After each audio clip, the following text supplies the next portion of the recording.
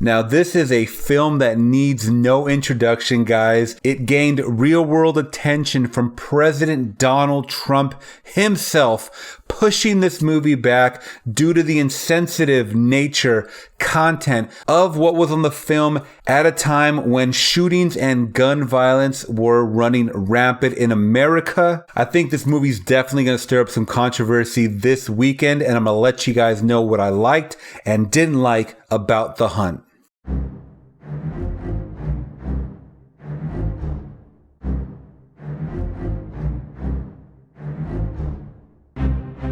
What's going on, Flicks Talkers? Welcome back to another movie review, this time for the controversial film The Hunt, which was slated to come out in 2019 but got pushed back to March 13th, 2020. I'm gonna let you guys know why in a second. But first off, this film does star Hilary Swank, Ike Barinholtz, Emma Roberts, Ethan Suplee, and Betty Giplin, just to name a few. Now, this film is directed by Craig Zobel, and from what I gathered from his IMDb, it looks like he dabbles more in television.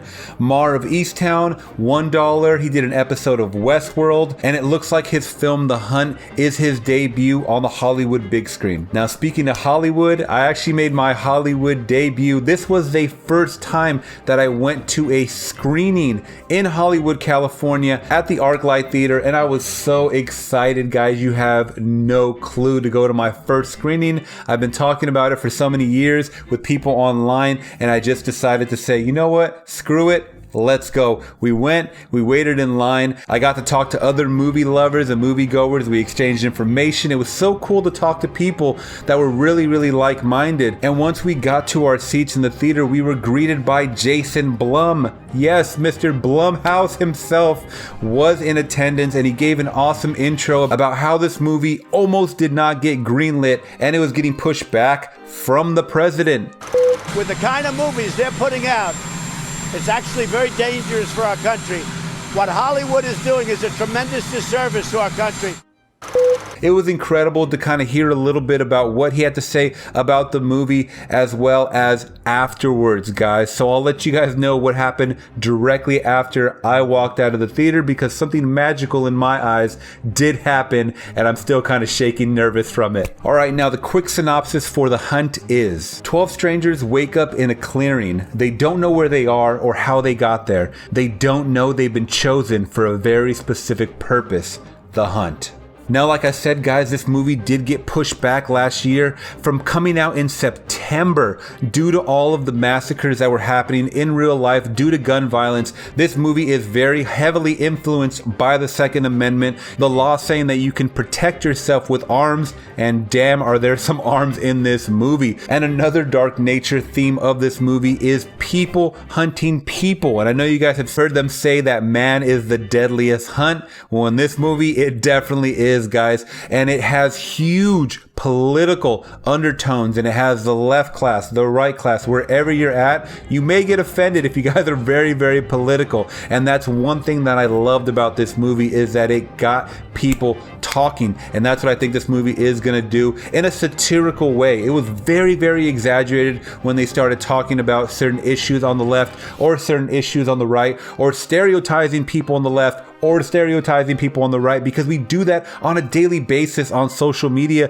instinctually or just blatantly, but you get to really see it in this film, and I think The Hunt touches on it so much. And I was excited back last year when we saw the first couple of trailers. I was very, very excited, despite the nature of what was going on in the real world, in America, all over the world. Guys, this is a movie. We're leaving our minds at the door, and I'm so glad they had fun with the subject material, just laughing at that and not making it a bigger thing. I understand people want to make the correlation between the two, but I feel that movies, video games, none of that whole bearing on what people do in the outside world. Now, back to The Hunt, guys. We do get a star-studded cast in this one, and you get a lot of characters kind of thrown at you, especially in the beginning of this film. Like the first 20 minutes, there's so much going on, guys. You don't really get to figure out what's going on, and these characters don't either. They're asking so many questions of why this is happening. The strongest of those characters being Betty Giplin. I know you guys have seen her in movies such as Isn't It Romantic? She was in the Netflix show Glow. She was also in the film Stuber, so she definitely has some acting chops, and I don't know why I didn't pay attention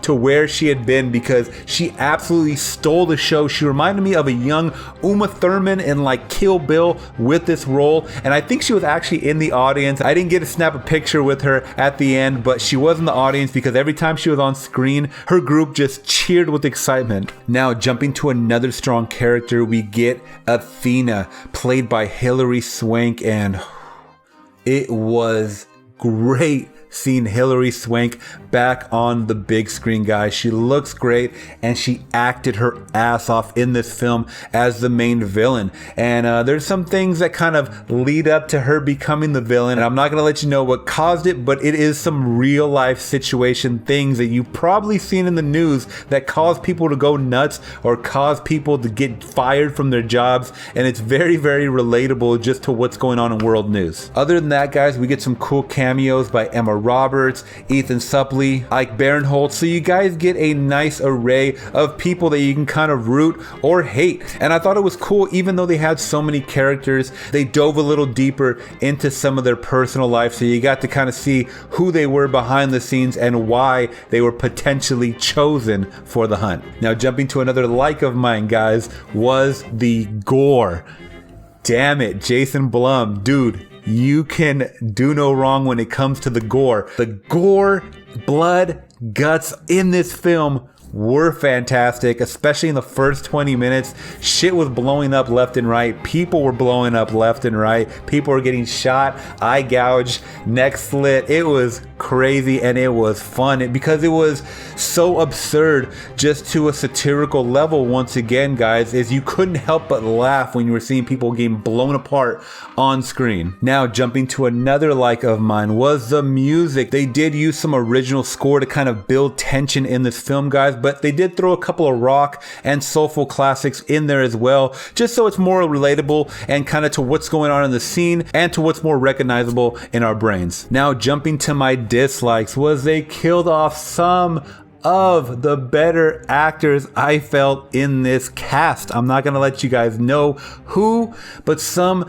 died off right away, and some I really wanted to see longer than some of the ones that survived longer. So that being said, I mean, that's totally their choice, but they did get a couple of cool cameos, guys, that you gotta pay attention to in the trailer if you guys watch it, because you know who's gonna be sticking around longer than sooner. But all that being said, guys, I really checked my mind at the door, because this is just one of those purge type of movies where you know what you're kind of getting yourself into, guys, where it's an almost, hey, this could kind of happen. There's people out there hunting people, but we're not taking it 100% seriously. So because of that, I think I'm going to give this movie an overall score of a solid 4 out of 5, saying I think this might become a cult classic, and I don't think it's going to do too well at the box office personally, because this is not the overall moviegoer's type of watch. That's all I'm gonna say, guys. But for someone like myself, I think this does have a cult nature following. Now, like I said earlier in the video, guys, I did walk out of the theater, and to my surprise, I look over to my right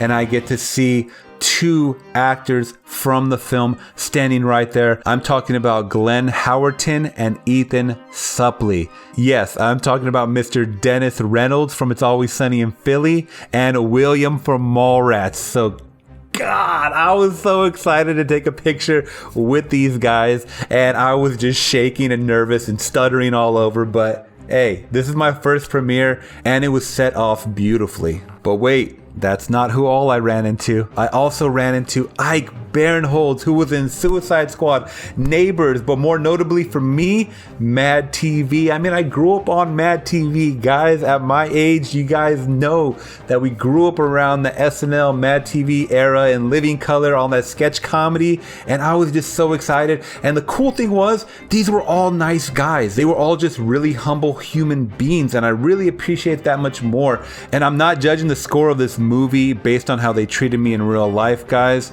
this movie was a good movie overall, and I think it had a social message, and I think it's going to get people talking, like I said, on the left and on the right. And for that, I commend him. It's so hard to put out movies like this nowadays without getting so much backlash or worrying about what the studios think about not making money or not. I'm sure they're not going to make money, guys, but it's about the message. All right, guys, so that does end my review for The Hunt. Let me know if you guys did appreciate it by giving me a thumbs up, and make sure you guys are hitting that subscribe and bell notification for more movie content like this, guys. Consider subscribing today, guys, as I do movie reviews, trailer reactions, and vlog out and abouts. All right, guys, that's it for now. Till next trailer reaction or review, I'm gone.